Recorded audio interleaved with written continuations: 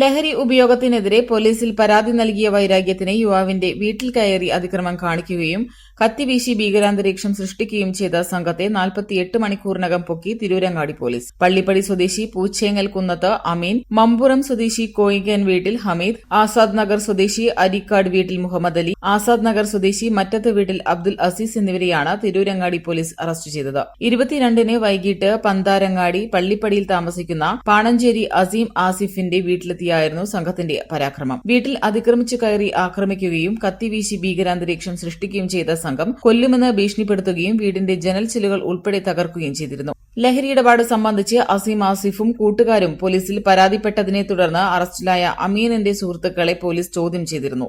ഈ വൈരാഗ്യത്തിനായിരുന്നു സംഘത്തിന്റെ ആക്രമണം. സംഭവത്തിനു ശേഷം ഒളിവിൽ പോയ പ്രതികൾ തലപ്പാറയിലെ സ്വകാര്യ ലോഡ്ജിൽ റൂമെടുത്ത് താമസിക്കുകയായിരുന്നു. മൊബൈൽ ഫോൺ കേന്ദ്രീകരിച്ചുള്ള അന്വേഷണത്തിൽ ലോഡ്ജ് കണ്ടെത്തി സാഹസികമായാണ് സംഘത്തെ പിടികൂടിയത്.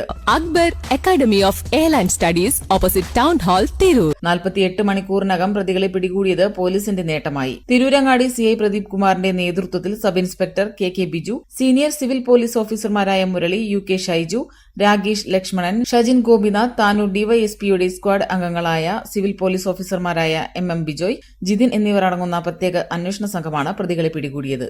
Editor live, Tirurangadi.